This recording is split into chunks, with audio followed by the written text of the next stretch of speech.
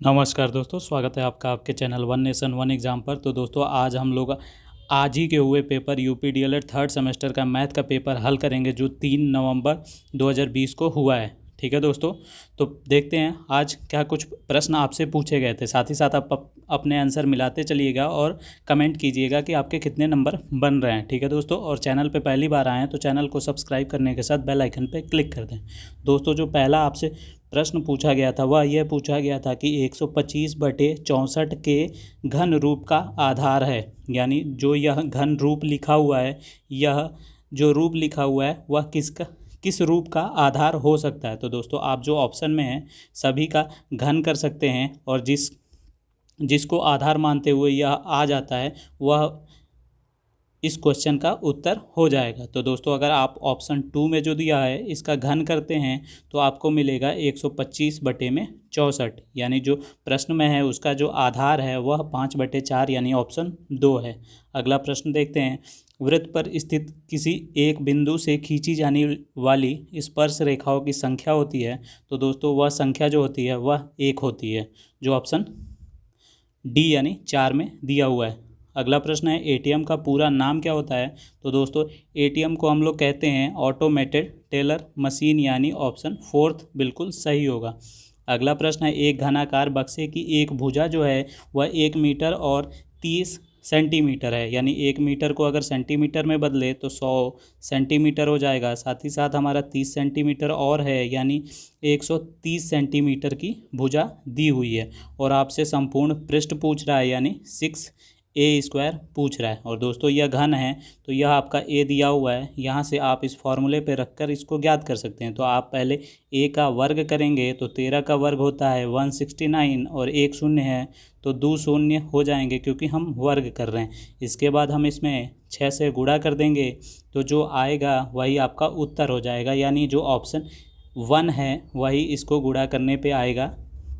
ठीक है दोस्तों, तो आपका उत्तर हो जाएगा 1,01,400 सेंटीमीटर स्क्वायर, क्योंकि ए को 2 बार गुणा कर रहे हैं तो यह सेंटीमीटर स्क्वायर हो जाएगा। अगला प्रश्न है दोस्तों, यह आपको दिया हुआ है x³ + 2x² + 5x का गुणनखंड कीजिए। तो दोस्तों ऐसे प्रश्न अगर आपको कन्फ्यूज करने के लिए पूछा जाए तो जो ऑप्शन में हैं उनको आप गुणा कर सकते हैं, या फिर आप यहीं से डायरेक्ट कॉमन लेंगे। तो x² अगर कॉमन लेते हैं शुरू के 2 में से तो x + 2 बचेगा। इसके अलावा अगले में से 5 कॉमन लेते हैं तो x + 2 बचेगा।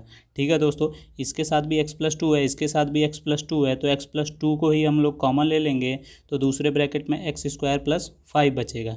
या फिर आप इसको ऑप्शन वाइज भी कर सकते हैं, पहले इसको गुणा करें, अगर यह आ जाता है तो यह आपका उत्तर होगा, फिर इसको गुणा करें, अगर यह आ जाता है तो आपका उत्तर हो जाएगा। तो दोस्तों जो 5वां ऑब्जेक्टिव है उसका ऑप्शन दूसरा सही हो जाएगा। अब हम देखते हैं अति लघु उत्तरीय प्रश्नों का। तो जो छठा प्रश्न आपसे पूछा गया था दोस्तों, लॉग में दिया हुआ है, इसको घातांक रूप में बदलना है। तो दोस्तों मैंने आपसे कहा था कि जो आधार होता है उसको आधार मानते हुए बाकी जो 2 संख्याएं बच जाती हैं उनको इंटरचेंज कर देते हैं। तो वह दोनों इंटरचेंज होने पर 5 की घात 4 बराबर 625 आएगा। ठीक है दोस्तों, तो यह आपका उत्तर हो जाएगा। अगला प्रश्न है समुच्चय ए दिया हुआ है दोस्तों और समुच्चय बी दिया हुआ है। दोस्तों इसको आप टेबुलर फॉर्म में लिख सकते हैं, जहाँ पे लिखा हुआ है x जो है वह 5 से कम है, साथ ही साथ विषम संख्या है। तो ऐसी विषम संख्याएं जो 5 से कम हो और 5 के बराबर भी हो तो वह होंगी हमारी 1, 3 और 5। ठीक है दोस्तों, साथ ही साथ जो आपका बी दिया हुआ है समुच्चय वह दिया हुआ है 2, 3, 5, 1। आपसे ए इंटरसेक्शन बी पूछ रहा है, इंटरसेक्शन का मतलब उभयनिष्ठ होता है, उभयनिष्ठ का मतलब कॉमन होता है, तो सिर्फ आपको वही लिखने हैं जो ए में और बी में दोनों में है। तो आप देख पा रहे होंगे कि 3 जो है और 5 जो है वह दोनों में है, तो आपका ए इंटरसेक्शन बी आ जाएगा दोस्तों 3,5। अगला प्रश्न देखते हैं जो प्रश्न संख्या 8 है कि आपसे क्या पूछा गया था। तो दोस्तों पूछा गया है किसी कारखाने में 200 व्यक्ति काम करते हैं, यदि किसी दिन 25 व्यक्ति काम करने ना आए हो तो काम करने वाले तथा काम न करने वाले व्यक्तियों का अनुपात बताइए। तो दोस्तों आपको यहाँ ध्यान देना है कि आपसे पहले किसकी बात कर रहा है, तो काम करने वाले। ठीक है, यानी कह रहा है कि अगर 25 नहीं आते हैं तो काम करने वाले का अनुपात ना करने वाले से बताना है। तो सबसे पहले हमको करने वाले रखने हैं। तो 25 नहीं आए हैं तो 200 में से हम घटाएंगे तो 175 बचेंगे, यानी यह हमारे काम करने वाले हैं। उसके बाद जो काम ना करने वाले हैं वह 25 हैं और इसी को अनुपात में ज्ञात करना है तो हम अनुपात में लिख लेंगे। और इसको हम जब हल करेंगे तो जो लघु रूप होता है वह आ जाएगा 7:1 और यही आपका उत्तर हो जाएगा प्रश्न संख्या 8 का। ठीक है दोस्तों, अगला प्रश्न देखते हैं, प्रश्न संख्या 9। इसमें आपको सिंपली भाग करना है और भागफल और शेषफल बताना है। तो दोस्तों आपको x² + 7x + 14 दिया हुआ है और आपको भाग करना है x + 3 से। तो दोस्तों आपको सिर्फ जो पहले टर्म होते हैं उनको ध्यान देना होता है। जैसे यहाँ x है, आपको x² लाना है तो यानी आप x से गुणा करेंगे तभी तो x² बन पाएगा। तो x² तो बन गया, परंतु जो +3 है उससे भी हमको गुणा करना होता है। तो यहाँ +3x हो जाएगा क्योंकि 3 का x के साथ गुणा होगा।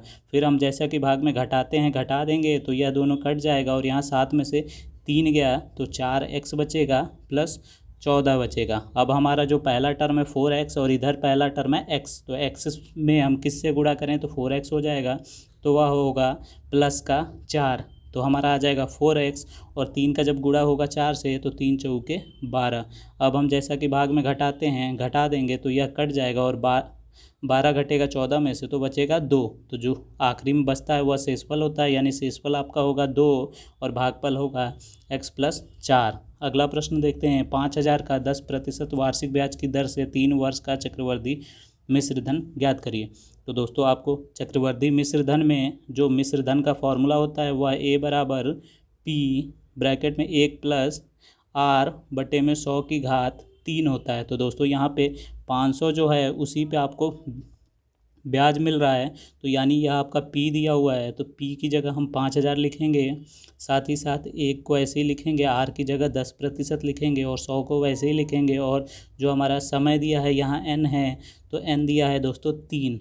तो अब हम देखते हैं ब्रैकेट में जो हल हो रहा है वो उसको हल कर लेंगे तो 0 से 0 कट जाएगा। इसके बाद एलसीएम लेंगे तो 10 एकम में 10 + 1 11, 11/10 यानी ब्रैकेट में आ गया दोस्तों 11/10 और 11/10 को 3 बार लिखना है तो हम 11/10 को 3 बार लिख देंगे। ठीक है दोस्तों, इसके बाद आप इसको गुणा कर लीजिए या फिर इसको आप देख लीजिए कि अंश का जो हिस्सा है वह हर से कट रहा है या नहीं। तो 3 शून्य जो हैं वह हर के 3 शून्य से कट जाएंगे। अब हमारा बचा 5 × 11 × 11 × 11। तो दोस्तों जब आप इसको गुणा करेंगे तो आपका आएगा 6,655। यह आपका आ गया मिश्र धन यानी अमाउंट। और CI का जो फॉर्मूला होता है, आपका चक्रवृद्धि ब्याज का जो फॉर्मूला होता है वह होता है अमाउंट माइनस प्रिंसिपल। तो अब जो आया है उसमें से आप जो आपका मूलधन था उसको घटा देंगे तो आपका जो उत्तर आएगा यानी चक्रवृद्धि ब्याज आएगा वह आएगा दोस्तों 1,655 और यही आपका उत्तर हो जाएगा। ठीक है दोस्तों, अब हम देखते हैं अगला प्रश्न जो है 11वां। दोस्तों यह समानुपात से पूछा गया है। समानुपात में सिर्फ एक ही फॉर्मूला होता है कि जो मध्य पदों का गुणनफल होता है वो बाह्य पदों के गुणनफल के बराबर होता है। तो क्या हो जाएगा दोस्तों 1.25 जो होगा 1.25x जो होगा वो 2.5 × 2.5 के बराबर हो जाएगा। फिर हमें x ज्ञात करना है तो x को बाईं तरफ रखते हैं, बाकी सभी संख्याओं को हम दाईं तरफ भेज दे रहे हैं। तो बाईं तरफ अगर गुणा हो रहा है तो दाईं तरफ जाके हमारा भाग हो जाएगा। ठीक है दोस्तों, अब यहाँ 2 डिजिट के बाद दशमलव लगा है और ऊपर भी 1 करके यानी 2 डिजिट के बाद दशमलव लगा है। तो इनको हम आपस में काटेंगे तो यह कट जाएगा। 25 से अगर हम इसको काटते हैं तो यह 5 बार में कटेगा, फिर 5 से 25 5 बार में कटेगा तो x की जो वैल्यू आ जाएगी वह आ जाएगी 5 और यही आपका उत्तर हो जाएगा। अगला प्रश्न देखते हैं दोस्तों, लघु उत्तरीय प्रश्न।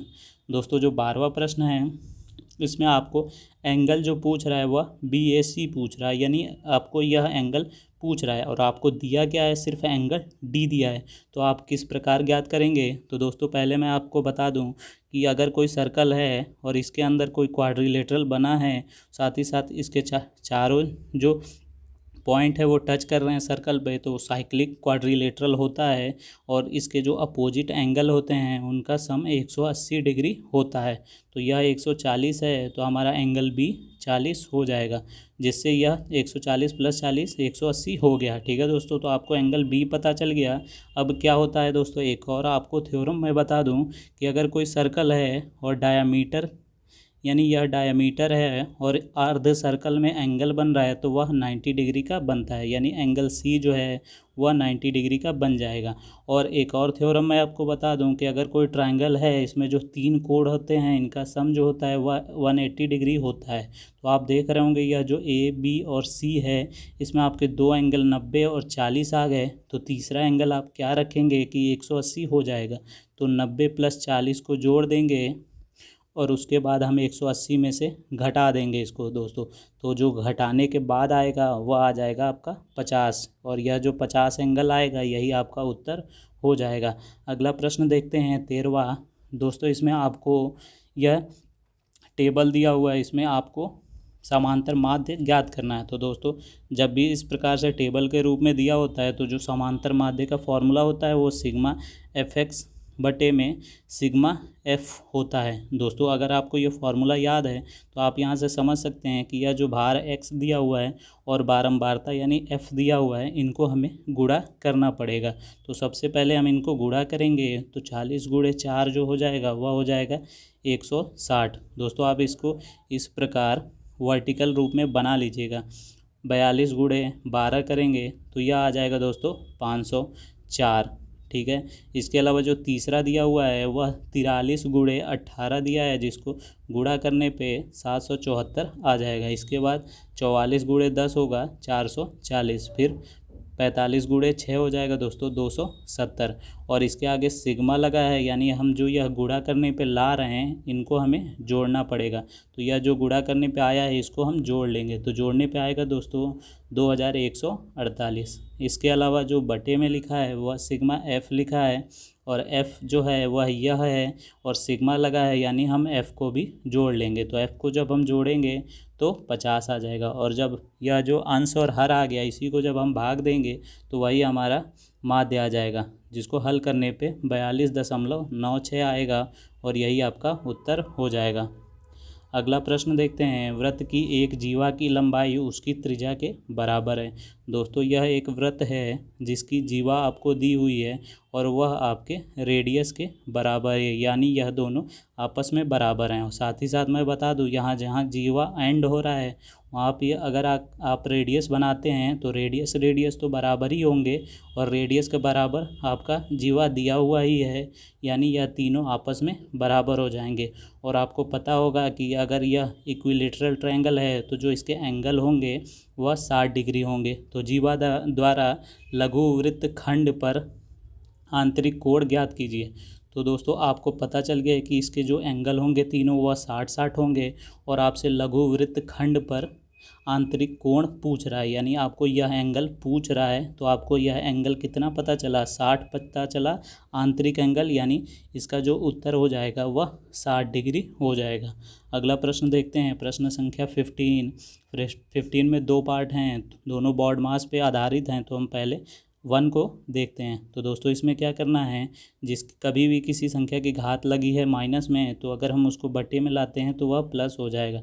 ठीक है दोस्तों, तो 2 की घात -2 है तो बटे में आएगा, तो 2 की घात 2 प्लस का हो जाएगा। इसी प्रकार माइनस लग जाएगा, फिर हमारा मझला ब्रैकेट और माइनस लगेगा, और 1/2 की घात 3 हो जाएगा, फिर माइनस लगेगा और हमारा छोटा ब्रैकेट हो जाएगा। इसके बाद 1/2 की घात 2 हो जाएगा, इसके बाद माइनस और 1/3 की घात 2 हो जाएगा। इसके बाद जैसा कि बॉड मास का रूल होता है कि सबसे पहले हम ये छोटे ब्रैकेट को हल करते हैं, तो हम इसको हल करेंगे। तो दोस्तों 1/2 की घात 2 है, यानी 1/4 हो जाएगा।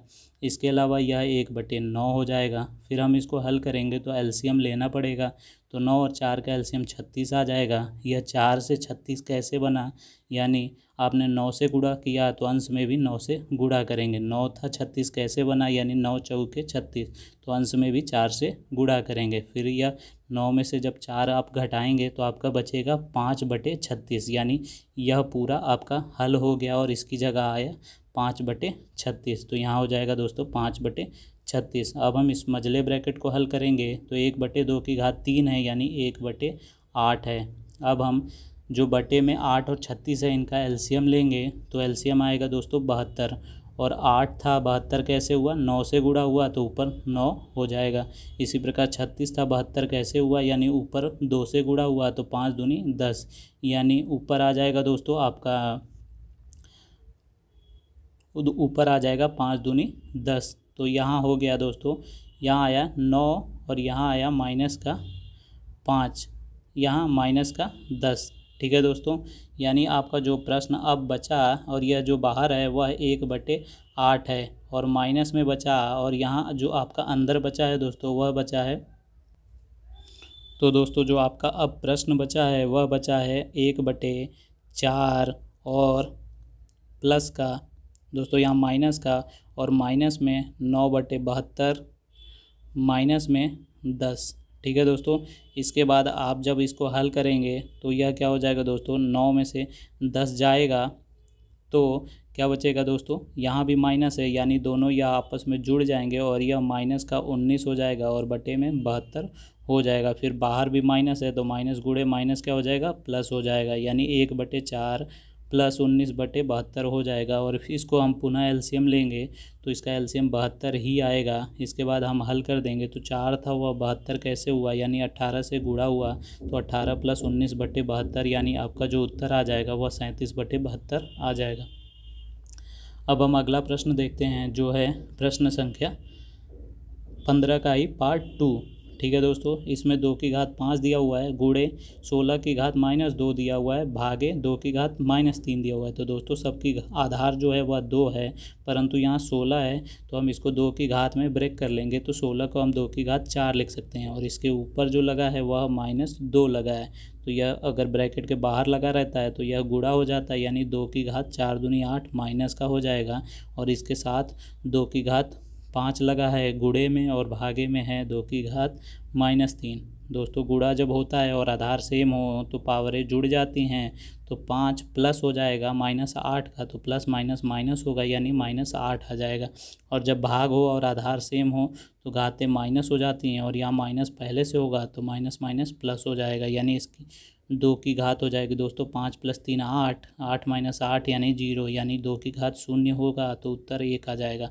अगला प्रश्न देखते हैं जो है एक टेलीविज़न सेट का मूल्य जो है 15,625 रुपये है, उसका मूल्य प्रति वर्ष 8% घटता हो तो 3 वर्ष बाद उसका मूल्य में गिरावट आ जाएगी, मूल्य में कितनी गिरावट आ जाएगी। तो दोस्तों आपको क्या करना है, यह आपका जो वास्तविक मूल्य है वह यह है, इसके बाद आपको 8% गिराना है, यानी इसका 92% बचाना है। ठीक है दोस्तों, यह हो गया 1 साल का। इसके बाद आपको फिर से 8% गिराना है, यानी इसको जब हल करने पे जो आएगा उसको हम पुनः उसका 92% निकालना है। फिर यह जो 2 साल का आया इसका हमें पुनः 92% निकालना है। और दोस्तों यही जब हम निकालेंगे तो 3 वर्ष के बाद जो टीवी का मूल्य होगा वह उतना आएगा। ठीक है दोस्तों, तो अब हम इसको हल कर लेंगे। तो दोस्तों जब हम इसको गुणा करेंगे और 100 से भाग करेंगे तो इसको हल करने पे आएगा दोस्तों 12,167। ठीक है दोस्तों, यानी यह गिरने के बाद जो इसकी वैल्यू 3 साल बाद बची वह इतनी बची। ठीक है दोस्तों, तो कितनी गिरावट आई, तो दोस्तों 15,000 का था, 15,625 का था, और इस समय उसकी वास्तविक मूल्य जो हो गई है 15,625 का 3 साल पहले था, और अब उसका मूल्य हो गया है 12,167।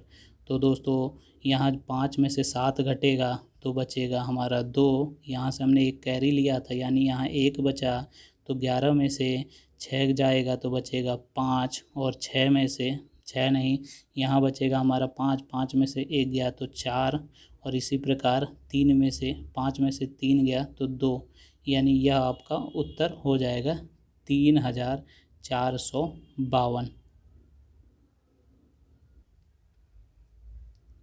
यानी दोस्तों जो आपका प्रश्न संख्या 16 था उसका उत्तर आ गया 3,458। ठीक है दोस्तों, अभी जब मैंने आपको बताया तो वहाँ पे 15,625 में से जब मैंने घटाया था तो यहाँ गलती से मैंने आपको यहाँ पे 5 में से 7 घटाया था तो वहाँ 4 बता दिया था, परंतु आपको पता होगा 15 में से 7 जाएगा तो 8 ही बचेगा।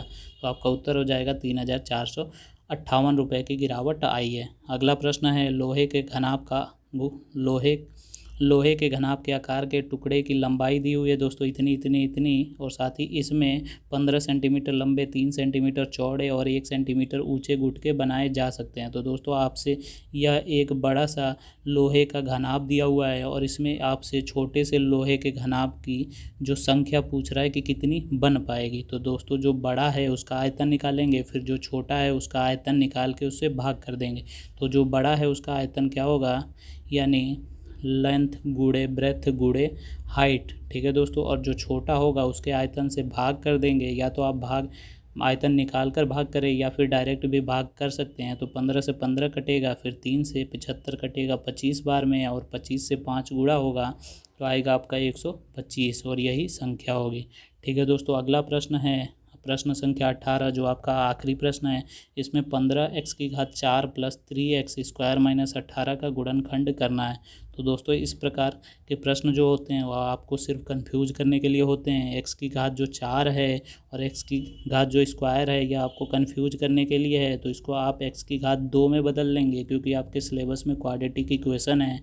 तो जो x⁴ 2 लगी है उसको हम y मान लेते हैं, तो x⁴ जो 4 होगी वो y² होगी। यानी अब जो हमारा प्रश्न बचा वह 15y² प्लस 3y माइनस 18 बचा, और इसमें आप 3 कॉमन ले सकते हैं तो 5y प्लस y माइनस 6 बचेगा। और आपको पता होगा यह जो आखिरी टर्म होता है इसका गुणा हमको पहले टर्म के कोफिशिएंट से करना होता है, और इसके आगे माइनस लगाया तो माइनस करने पे जो बीच मिडिल टर्म है उसके कोफिशिएंट इतना आना चाहिए।